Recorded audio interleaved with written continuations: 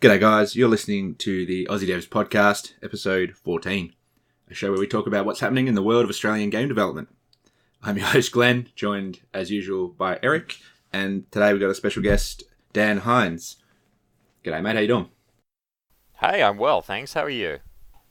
Yeah, I already had a little off-air introduction, but yeah. Yep. So Dan is currently developing indie title called Wildfire. That's which right. It looks like a stealth based pixel art side scroller. Yeah, that's pretty much the top level description of it. Yeah. Overarching. Yeah, it looks pretty good. Yeah, I see you've got like a few pictures and gifs and stuff like that on Kickstarter, and it looks like a fantastic game to play.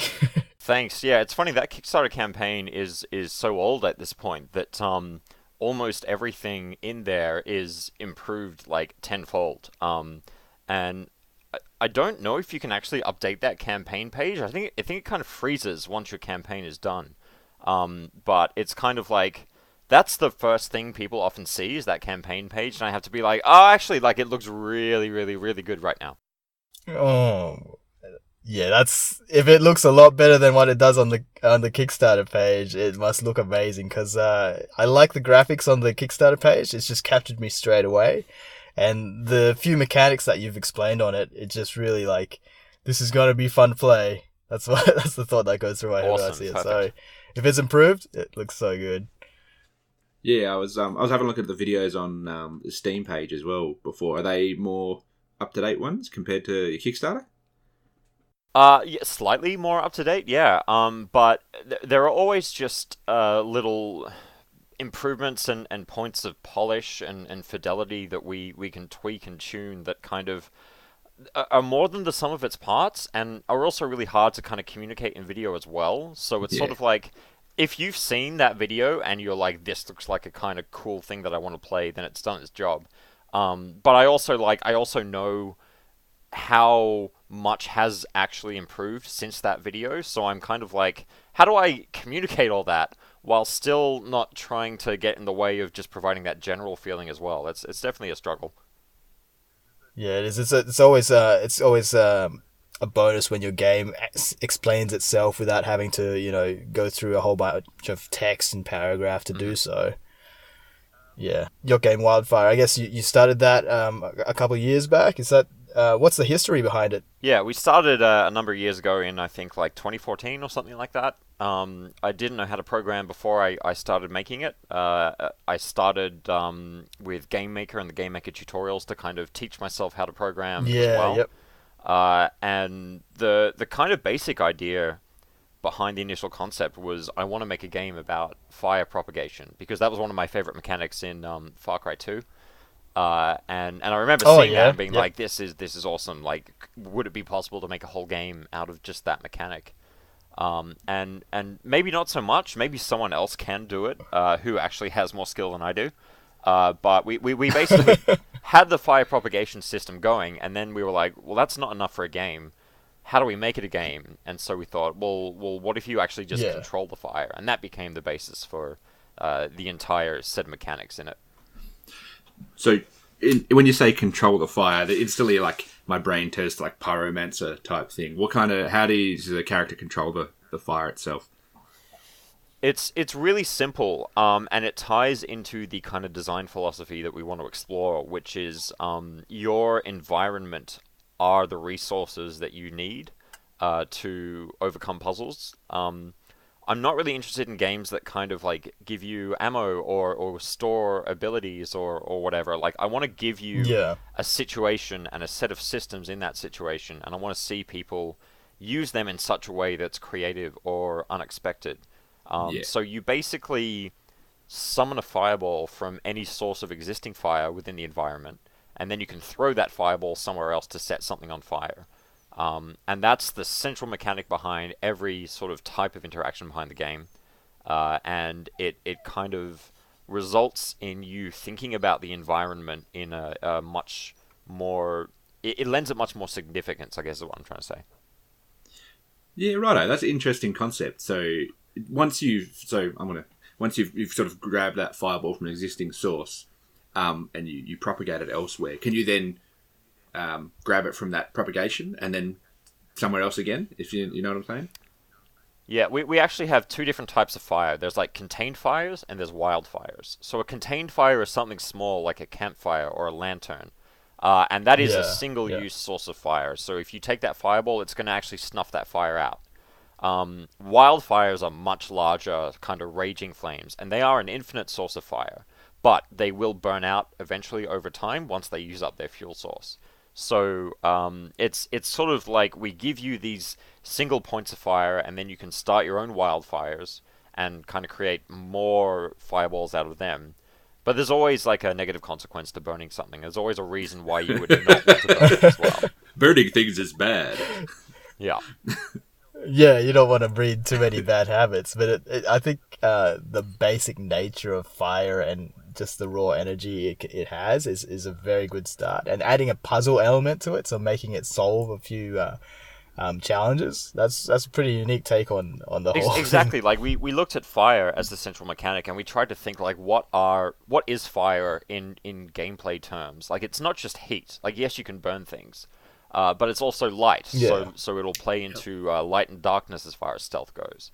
Yeah. It also is scary, so it should scare people when they see like a raging fire coming towards them, you know. That's what I was going to sort of ask you. The next question is how, like, especially being Australians, I suppose, I mean, and people in other countries as well, we have a lot of bushfires, and there's kind of that innate fear as an Australian of bushfires. And it'd be interesting to see how you've captured that intensity and that sort of raw, power of fire and how that makes the gamer feel. Yeah, I wouldn't necessarily say that was a point of inspiration. Like, I don't really have any personal experience with bushfires. I don't live out in the bush or anything. It's definitely something you're aware of growing up, but I wouldn't say that, like, that's informed, I guess, the feeling I'm trying to create. Yep, right. So you're saying, you keep on saying we, so you're developing this game with a group called Sneaky Bastards, right? That's right, yes. Which I've seen the name and a reference to it somewhere, and I can't think of where. But just want to... Sneaky Bastards actually started as a website. I used to work as a games journalist, and as part of my role as a games journalist was obviously like trying to read as much news as possible. And I was working at a PC gaming magazine called PC Powerplay at the time. And one of the ways in which I would get news, specifically for PC games, is to look at sites that focused on individual genres. Because you lose a lot of stuff when you go to sort of general purpose websites. They don't cover everything. Yep. So I had stuff for RPGs, MMOs, strategy games, and I was looking for one for stealth games, and there just wasn't anything. And that's my favorite genre, so I was like, all right, I'm gonna make that website then, if that's like a hole that hasn't been filled. So that's what Sneaky Bastard started as sort of like a website of stealth game specific criticism and exploration in a way. And from that we kind of built up a team of people that were interested in stealth games and wanted to explore stealth games in the way that I'm interested in. That's very cool. Yeah, like you said, I don't actually think there's too many sites out there that really focuses on the stealth ninja kind of gameplay. I have seen games where you do have to utilize shadows and hide behind objects and stuff like that, and there are plentiful. But an actual website dedicated to those, it's good that you feel that niche there. It's definitely a niche. You're right. Like there aren't that many games actually in that genre that come out pretty regularly. But part of it was we wanted to explore kind of alternative concepts of stealth as well, like stealth in every aspect. As you said, like the most common part is hiding in shadows or hiding behind objects and that kind of thing. But I think stealth is kind of a really rich canvas that you can draw sort of like left of field concepts out of it that you might not necessarily consider. Yeah, I think my experience with stealth is basically the Morrowind and Oblivion games where you're just creeping up to people and pickpocketing them. That's interesting because they have some of the worst stealth mechanics kind of ever created. So, yeah, interesting. I was just thinking then the first stealth like that I really was interested was oh my god, now I'm just trying to say the name and it's Metal Gear Solid. Metal Gear Solid, when you'd hide in the box Right, and you have to yep. sneak around, and then you have the like alarming exclamation mark. My bad. I'm sorry. Yep. The exclamation mark come out, and you'd feel that feeling of like, ah, shit. But then thinking, there's no. I can't think of a pure stealth game where there's not a combat mechanic built in, whereas stealth is kind of like an add-on. And I'm sure they exist. Metal Gear Solid is an interesting touchstone actually, because that started out incredibly arcade-like, and arguably was one of the progenitors of like stealth as it's known today. But as that series has gone on, they've explored the weirdest and coolest kind of stealth mechanics in ways that like need that history and that lineage to draw on. But as far as like pure stealth games go, there's very few of those. And I think that part of the reason is trying to make failure less frustrating is difficult when you have no way out of a failure situation. Because failure in stealth is often just being spotted, and then like hostility occurs. But that's definitely one of the things that we are designing around in Wildfire. Like you can never directly kill anyone in the game. You have no actual combat abilities. There's no stealth takedowns. But there is still a combat state. There are still guards who can get alerted and pursue you and attack you. So part of what we do is try and give you as much utility in the elemental abilities as possible to escape and reset a situation. Yeah, I like again. I'm trying to think of so if you are discovered in Wildfire, is that like end of the level and you go back to the start, or can you? No, have absolutely not. That's one of the last things we want to do. We definitely want to create what's kind of called like an analog failure state, where you are gradually falling towards this point of failure, and you can see it coming, and you have ample opportunity to correct it. A kind of more binary failure state would be like what you were saying, like as soon as you are spotted, it's game over, which is not fun. And I think that the intention behind that is creating a kind of really high tension situation. But once you have failed, you lose all personal investment in the situation because it has to be reset. And so you kind of just get frustrated after that point. I'm trying to think of games. I've definitely played games which have stealth levels in, where if you get spotted, it restarts. Like, you're supposed to be sneaking into a base or something like that. And they're exactly that. And then all I do is I kind of rote learn where the enemies will be or whatever, so that I can avoid them. Like you said, it kind of, you lose that. You just want to get that level out of the way so you can continue the progression of the game. Exactly, and that's kind of one of the other problems that's kind of kept stealth games frustrating is the idea that guards are these mechanical entities that have really set patrol routes, and you can learn them, and you can learn the best way through them, and that just requires patience and repeated attempts, which again is not so interesting from like a tension and failure point of view. What we want to do is kind of reward more stealthy attempts rather than punish lack of stealth, if that makes sense. Yeah, okay. So it gives the option to like complete a level in multiple ways. You can do it as stealthy as you want, or you can make as much noise and burn as many things as you want. Exactly, and we want whatever you do to kind of it's sort of like a snowball rolling and gathering speed. Like the more that you kind of poke at these systems, the more sort of like things that you're going to need to react to and use your abilities in interesting ways to overcome. One of the, I guess, biggest inspirations for us was Thief: The Dark Project and the old sort of like Looking Glass immersive sim games. Old Thief. Old Thief, yeah, like classic Thief. Not the remake they did in 2012 or something. No. That was terrible. Yeah. So that sort of game from a systems point of view, but also games like Deus Ex from a philosophy point of view. Deus Ex kind of gives you those multiple approaches, and it doesn't judge you for picking one over the other. There may be consequences that you then have to deal with later because of what you've done, but it should feel like you have put yourself in that situation rather than the game is saying, because you did this, now this is going to happen. Yeah, that always I always get a little bit like weirded out when you get in a situation in a game where you have to choose like one or the other, and it kind of makes me like go, oh, what if I've chosen the wrong thing, or what's the other reward for completing it that way? I don't know. Maybe Yeah, it's just like exactly. It's especially if it's like a branching story kind of thing. Then you sort of go, oh, maybe I would have liked the outcome better if I had done it this way. But when it comes to games like that, you have to kind of train yourself to just go with the flow and accept it and go like, well, this is my natural narrative result. I'm just going to let that happen and see what it all adds up to. Yeah. Yeah, or you could try something different, like I just want to be the villain. And this, you're just basically talking about Knights of the Old Republic, aren't you, Glenn? You want that third one out, KOTOR 3, come on.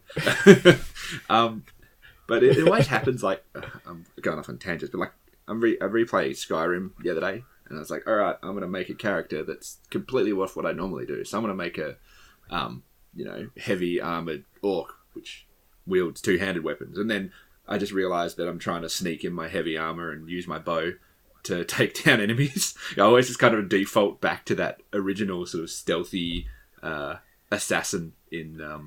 I do exactly that as well. Even in the character creation screen, I'm like, I'm going to make someone completely different, and then I end up as like a Khajiit thief with a bow, and I'm like, wait, what? How? Yeah, yeah, every time, and I find like I don't enjoy. I was playing as two-handed with a battle axe, and I was like, oh man, this isn't fun. Like I like sniping people with my bow, or like backstabbing them. And joining the Dark Brotherhood. Yeah, when it comes to games like Skyrim, like now that I've played the Dark Souls series, I kind of can't play any other Melee game that doesn't have the Dark Souls risk-reward mechanics because it's just not engaging enough, Get good, yeah. That's very like a steep kind of risk reward. Like you either make it or you either don't. Kind of thing. You got to get good. Whatever kind of thing is there, Eric? Risk reward. Yeah, there's like participation prizes. It's not even the specific difficulty of that game. It's just the choices that they have made. Like things like you need to judge the thickness of a corridor that you're in because your sword might bounce off the wall if you swing it a certain way. You know, like that's the kind of stuff I find really interesting. Yeah. Your ridiculously huge sword. Yeah. Yeah. And I mean, with Dark Souls 6 years old, 10 years old, something like that, 6 years old. I'm not sure. Yeah. The other day, it's been around a little while now, and obviously there's 3 of them. Pretty genre-changing game. That like you think back to a few games that really define how a genre of game is made. Like Halo Combat Evolved really defined how first-person shooters would evolve. And I think Dark Souls is really going to leave its mark. Anyway, pretty obvious statement. So, with Wildfire, Dan, is it going to be like a narrative involved in it? Or is it going to kind of be like procedural levels that you move through? There's definitely a narrative involved, and the narrative kind of pushes you through each of the levels. There's no procedural generation in the levels. Each level is actually handcrafted. Oh, nice. Partially that's because I don't know how to write a procedural generation algorithm. And partially it's because we have so many systems interacting that we have to manually find all the cases where a level might just not work or be uncompletable or be frustrating and address them manually. Yeah. So we have like a definite sort of progression as far as the systems that we introduce, the difficulty that we introduce, the narrative that is being told, and the design of the levels that kind of accommodates all of that. So, just out of interest, Dan, your team members there, how many of there are there? We've got, I think it's like 6 or 7. I can't remember off the top of my head, but we've got myself doing the design and programming. We have a character artist and animator. We have a terrain artist. We have a composer. We have a level designer, a sound designer, and I think that is it. Yeah. that's a very good number to develop a game such as this. Like everyone's got their specific roles and stuff like that, I guess. We're small enough that everyone kind of contributes to everything, even if it's just an opinion on something or the way a mechanic is working. Like, I'm not really precious about any particular ways that I design something. Like, I want it to be received well by the most number of people. And you'd think that would imply, like, oh, we need to cut corners or cater to the lowest common denominator. But what it really means is just really, really focusing on communicating what your core idea is and making sure it's actually clear what your opportunities are in any given situation. That's very cool. This team of yours as well, is this like a group of friends or like acquaintances you've met throughout your gaming history? Yeah, it's all acquaintances throughout gaming history. People I may have worked with before in my previous role, people who also worked for Sneaky Bastards and that kind of thing. We're all from different places in the world as well, so we all like work remotely with each other. That's cool. I mean, obviously it's happening a lot more nowadays, but I mean, got to be a little bit frustrating sometimes, I suppose, as well, working that far away from people. I don't really find that distance plays much of a factor into it. It would be frustrating if other people were doing the exact role as me. Like, for example, if I was working with another programmer and designer who was in another country around the world, and we had to constantly kind of merge code bases and that kind of thing, that would get really tedious and frustrating. Yeah. But we're mostly siloed in our own little areas, and then we can kind of group up and be like, all right, here's all the stuff that we've done, and here's how we're going to integrate that, and just kind of slot everything in. Does anyone in your group then act as sort of like a project manager or like a team leader in terms of directing who completes what task and in time frames? That would be me. Yep. But I think that is the part that I am the worst at, and it's purely just down to time management. Like I need to program stuff so that other people can get their things done, and I also need to schedule when things need to be done. And I don't know the answer to most of those questions because I've never programmed a game before. This is my first one, so it's sort of like I need to get these features done. A, I don't know how to do those yet. B, I don't know if they're going to be possible and I'll need to do something else.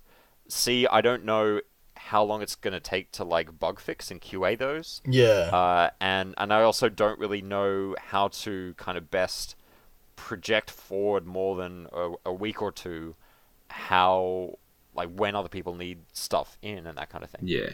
You said you built you're building Wildfire with Game Maker. Is that right? That's right. Yeah. So have you been dabbling around before with it? I think there's been a few iterations of Game Maker, and you're fairly comfortable with using the software, obviously. Was there anything else that you created beforehand? No. As far as programming goes, no. I tried to study it in university, but I dropped out because it was too hard. So this is kind of the first actual thing I programmed. Wow, that's a fairly massive accomplishment. Looks good. Yeah, a lot of people usually a lot of people go for a few simpler, like the Hello World kind of programs for their first thing, but I guess Game Maker allows you to add a little bit more complexity or go a little bit larger with that kind of drag and drops kind of thing. I think that would be the smarter thing to do, but the only reason that I'm sticking with this is because I'm making like exactly the kind of game that I'm interested in. That's what's kind of keeping you plugging away at 2 a.m. when there's a bug you've been trying to fix for 4 hours and you can't track it down. Rage quit. Very true. It definitely keeps the interest there. Is this your full-time gig, Dan, or do you have another job that you do as well? This is not my full-time gig. I have a role as the editor of moddb.com and indiedb.com. Yeah. Boy. So that's what I do during the day. Good website, IndieDB. Very good. To be honest, I haven't been on Thanks. ModDB, but IndieDB is a great website. Yeah, it's excellent, and it's funny because I started my work in games journalism at the magazine PC Power Play, which does kind of focus on that super niche PC audience. Yeah. And so then to go from there and eventually end up at ModDB and IndieDB, which also focus on that extremely niche audience in a much more specific and community-oriented manner, it's kind of just like a perfect match, I used to remember Yeah, reading. they're very good. I found that looking for inspiration and stuff like that, and just seeing what other indies have done out there. IndieDB is an excellent area just to visit, just for that kind of inspiration awesome. and stuff. So for those who are unaware what IndieDB is, do you want to just give us a brief explanation, mate? Yeah, it's basically a community-focused hub or like I guess a directory of indie games that are in development. So it's entirely user-controlled. People upload their own screenshots and write their own articles and post their own trailers. And they kind of just talk about the games that they are currently making and share them with one another. In a nutshell, that's all. And there's a lot of people that go on and check it out and actually help others with what needs doing or what could be improved and whatnot, which is awesome. It's like a perfect online community.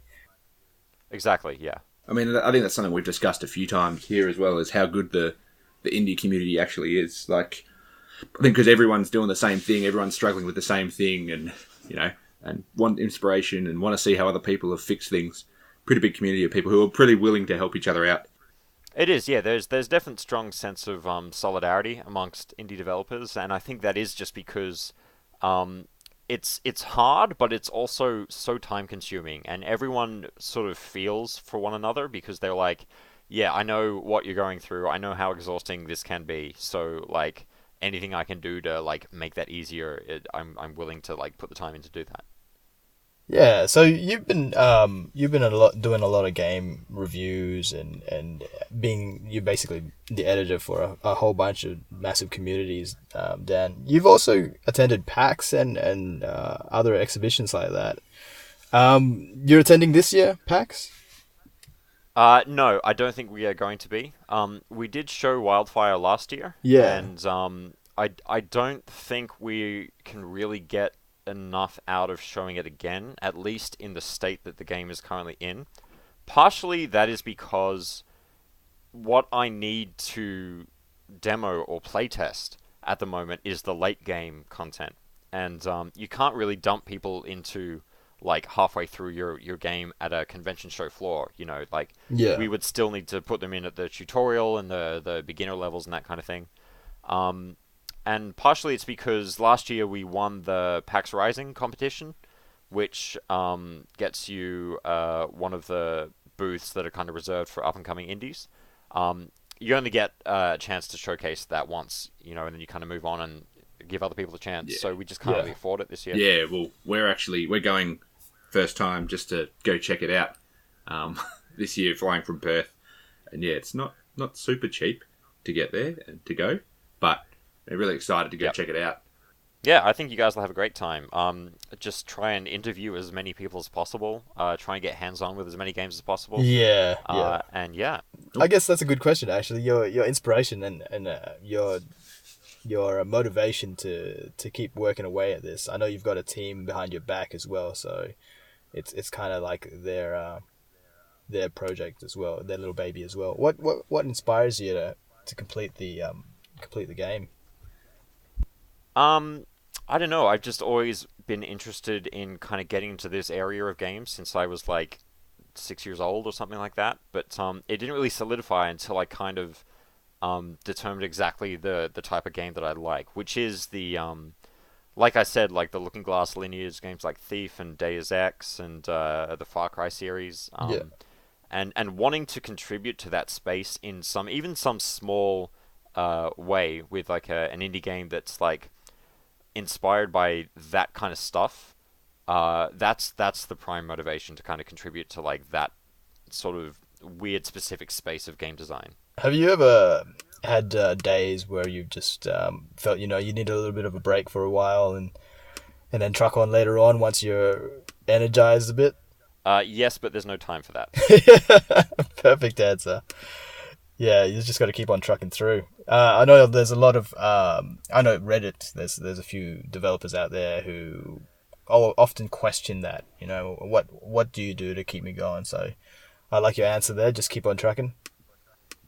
Yeah, luckily, in Sydney, at least, there's quite a few local developers, and we meet up once a month and we demo games for each other once a month. So getting people to look at it and seeing their reactions to new content is also really motivating as well. It's also really helpful to find out what is going wrong or what just isn't connecting with people. Yeah. If I didn't have that kind of experience that I could draw on regularly, like that would definitely be an issue, I think, as far as motivation goes. Well, we've got a similar thing here in the Play Up Perth, which is basically a venue, same sort of deal where you go and once a month you can get people to play your game. And I've been to a few and they're good fun. So going back to Wildfire, you guys are in the alpha stage now. How long do you think until you'll have a finished product? Or you don't want to put a timeline on it? I don't know. It'll be done when it's done. I think that like getting it out by a certain date for artificial reasons is kind of one of the worst things you can do. Especially because this is our first game. It needs to be as good as possible on release. Yeah. To actually kind of get the reaction we want. A good response for me would be if we can earn enough to make a second game. That's kind of what we really want to happen. But at the same time, there are so many issues that crop up that you just don't anticipate. Optimizing performance, for example, is one that I've just devoted weeks and weeks and weeks to, and sort of blindly stumbling around, especially with GameMaker specifically, because so many aspects of that IDE are kind of like shut off in a black box and you don't really know how they work. Yeah. So you're kind of just plugging away at weird things and go, okay, I guess that works better now. But yeah, it's just, we just don't know how much time we're going to need to actually make sure it's like at the best possible quality it can be. Yeah. So just constantly applying polish. Yeah, that's something that, again, a few people we've spoken to have said the same thing. There's so many little things that happen in the background that you don't realise that you have to fix or work on when you think you just need to design your characters and make some gameplay and away you go. Yeah, and so much of it is external factors as well.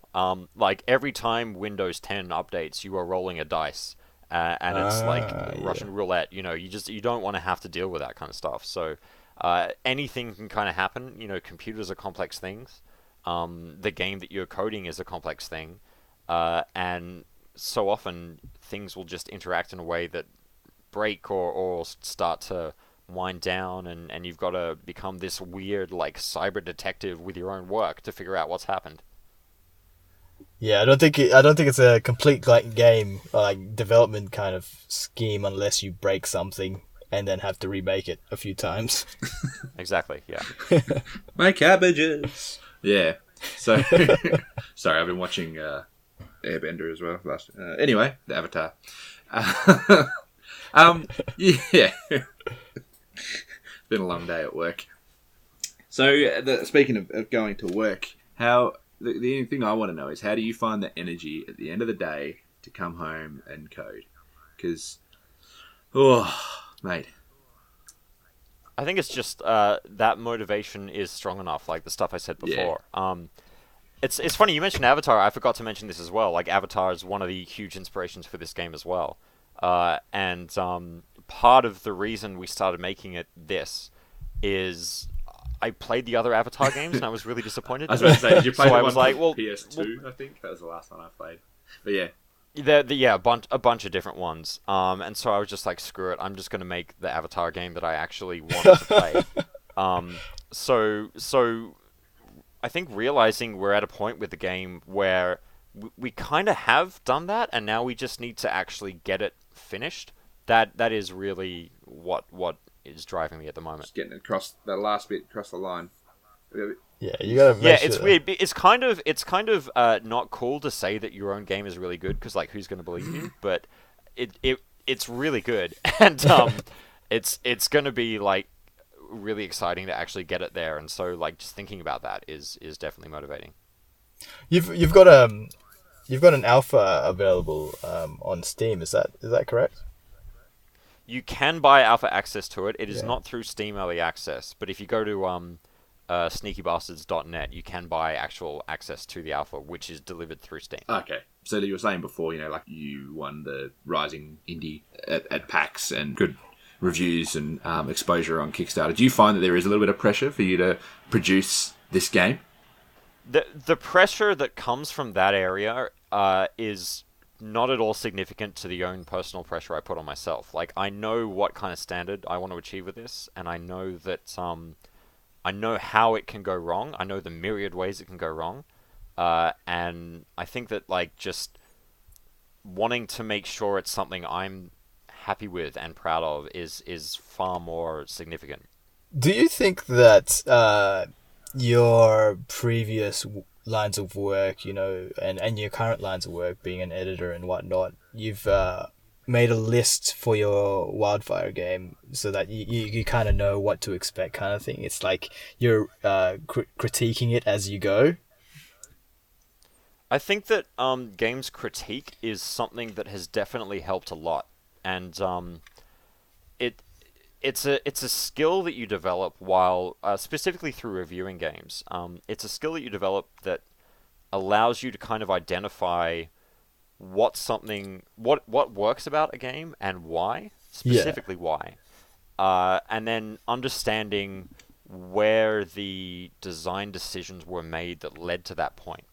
And combining that with interviewing developers. I've interviewed like hundreds of developers over the course of my journalism career, and just talking to them about that as well has been really interesting. So getting a kind of, even a brief insight into the way that people who design the games that I'm really into work and what their approach to the craft is, that has definitely helped inform the way that I'm making this game. Yeah, so it's like helpful inside info kind of thing. It's not even inside info. It's just like, what kind of left of field inspiration are people taking to make their games, and how does that translate into the actual design that finally arrives on screen?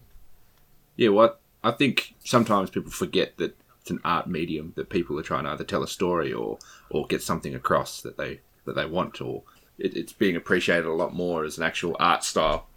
It's funny, I don't really see it as art myself, and I've never really sort of felt the need to kind of justify it as art. Like, I definitely see it as more of a craft, because of the way that you kind of whittle down something into, to achieve a really, really specific goal that is constrained by so many technical and human factors. Like, you are designing something rather than expressing something, at least for the kind of game that I'm making at the moment. Righto. So, since we're probably getting near the end of the interview, what is your all-time favourite stealth game? I guess it would be the original Thief, or Thief 2. Yep. Those games, what was I, maybe like 10 or 11 years old when I first played those. And I remember that being a moment where I got completely sucked into a game's atmosphere in a way that like I'd never experienced before. And partially it's because of the just amazing world and audio design of those games, even if you go back and play them today.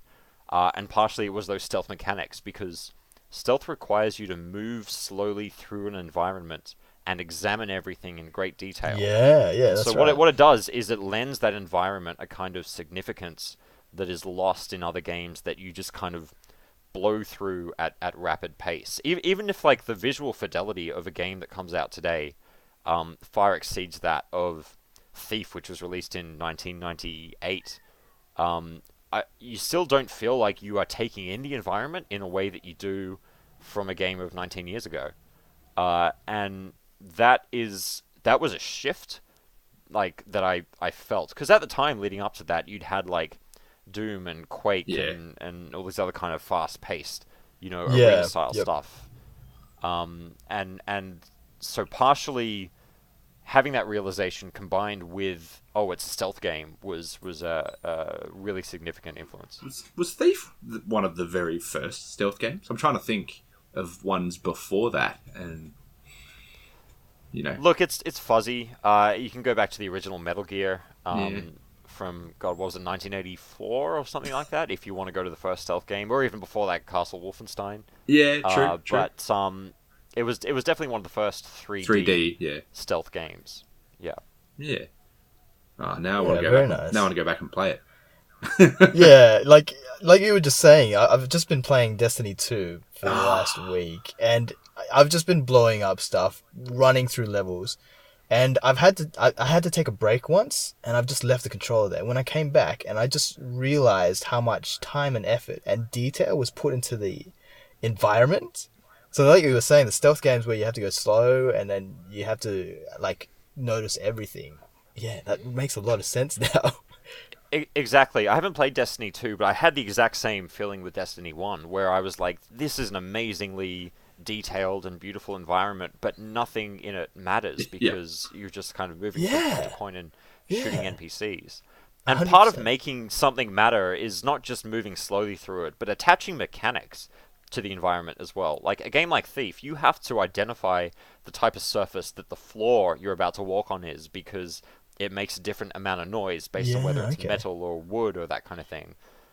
You need to like see where the light sources are and gauge the range to them, and go like, well, am I able to douse that torch if I move over here and then here? And you know, all these kind of little micro decisions you have to make while moving the space of like 10 meters is just fascinating stuff. It never really held your hand either in doing it. Like a lot of games nowadays will go, you know, hold your hand and walk you through a stealth situation, I think.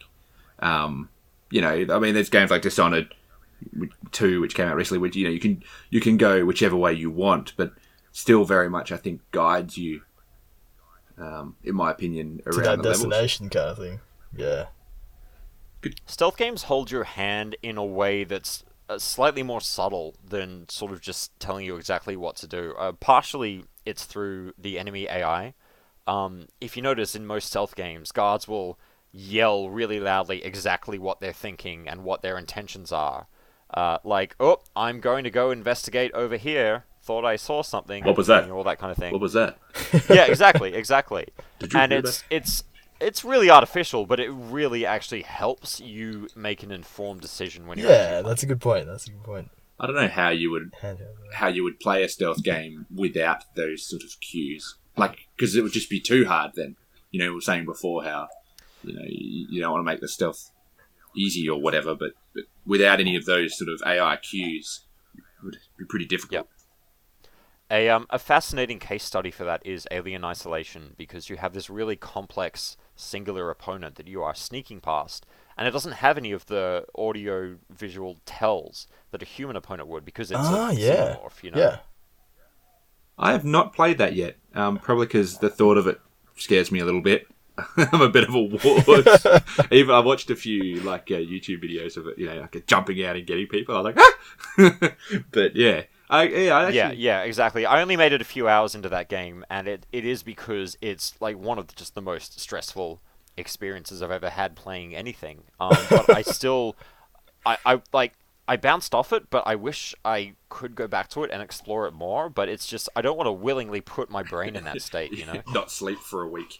Yeah, you gotta look after yourself. That's hilarious. It's probably a lot scarier than the actual, was it Alien, Prometheus, and then Covenant? They were no good. The first Alien movie still terrifies me every time that cat runs out. And I know the cat's coming. Like, I know that the cat's in there and it's going to run out. Every time it scares me. Every time.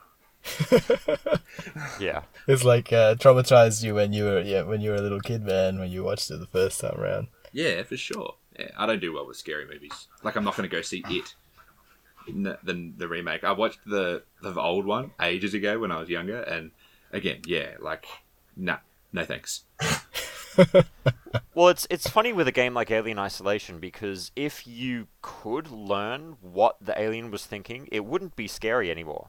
You know, like, part of horror is the unknown, and part of stealth is knowing what your opponent is doing so that you can make a decision about what you are then going to do in response. And so it's kind of butting heads, those two things, with this particular game, but you can't really compromise the horror experience because it is Alien, you know? I suppose there's kind of a fine line, not fine line, but a similarity between horror genre and the stealth sort of genre. I mean, they're two different things, but I was thinking I tried to play Outlast recently. And it's not so much a stealth game, but it's got that feeling of you wanting to creep around because you're not sure of what's going to jump out. Yeah, the reason stealth has to kind of happen, like the reason you can't go in guns blazing to a situation, is because what you are going up against are just impossible odds. And horror is a really kind of ripe genre for creating that, because you can create monstrous opponents that you as a weak unarmed human could just like never survive against. So Yeah. the contextual reason for making you want to take your time and sneak is kind of a reason why you see a lot of horror games doing that. Yeah, that's true. I hadn't really considered it. Not playing a lot of horror games, again, for the same aforementioned reason. Do you know if there's any other than Wildfire, any other stealth games coming out soon that have piqued your interest? One that I haven't played yet that just came out is called Echo. And I don't know if you've seen it, but basically it is a looping sort of set period of time where you, as the player, move through a space and accomplish an objective, and then if you die, your exact movements are recorded and saved, and you respawn, and your previous actions are now a new NPC in that environment. Oh, So okay. you are actually stealthing against your previous attempts at stealth. And those NPCs have Yeah. all the stealth abilities of a player, so you're kind of gradually spiraling into this situation that you've engineered because those like NPCs in the environment are previous versions of you. And that's just a fascinating idea for a stealth game, and I Yeah. don't know how well it's pulled off, but I really want to check it out. Yeah, I saw that actually the other day. It's like it's got cool looking environments and character as well. I think you like turn up in this big mansion. Yeah, like you said, all of a sudden there's sort of clones or echoes of you which are trying to kill you. Yeah. Exactly. Yeah, it looks real cool. Definitely have to check it out. So you've been reporting on the games industry for a long time, Dan. You have any ideas ideas of where the next 5 years will take us? Improvements and whatnot? New tech? I don't know, to be honest. I think that you're gonna see the same franchises continue plugging away and doing their thing. And I think that you're going to see more openness from platform holders to indie developers, and getting, just a larger swath of indie games playable on like PlayStation Network, the Xbox Live Store, and that kind of thing. I mean, yeah, Xbox are doing the, and so is PlayStation. They have their sort of little segments at E3 and things like that. Yeah, where they showcase the indie games. Yeah. Exactly. Yeah. I don't know. I think like VR has kind of stalled a bit.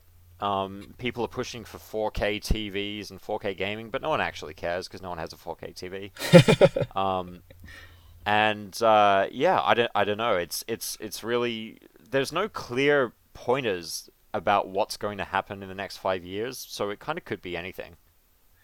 An interesting trend I've seen recently is the ease, and like you were saying, Glenn, like Xbox and PlayStation with their showcasing of indie games. It's a lot easier for an indie game, I guess, in a sense, to be made, but also just to be promoted and somewhat published nowadays. Because a lot of these publishers are seeing the value in a lot of these new kind of concepts that people are just coming up with.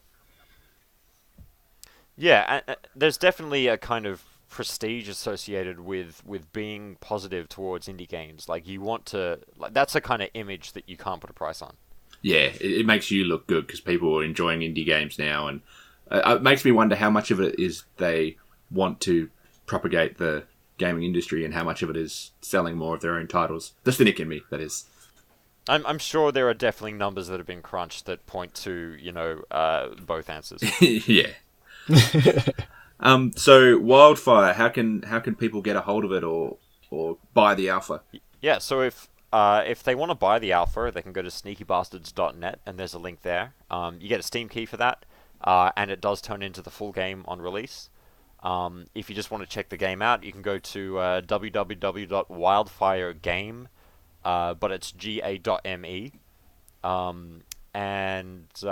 think that's pretty much it. There's a bunch of regular playthroughs that people do on YouTube, so if you want to get a overall sense of what a level is like, just go and check out one of them. Search for a Wildfire Let's Play. Follow me on Twitter at dhines, or follow at Wildfire Game on Twitter as well. Very nice, Dan. Yeah, thank you for spending the time with us. It's very interesting. I'm definitely going to check out that alpha. And No worries. I might stick it up on YouTube as well. Yeah, go for it. Playthrough. Thanks for listening to the show. If you have any feedback or want to come on the show and chat about a game you're currently developing, you can hit us up at our Twitter, @AussieDevs, our email, which is aussiedevs@gmail.com, and also on our website, www.aussiedevs.com. Thanks for listening.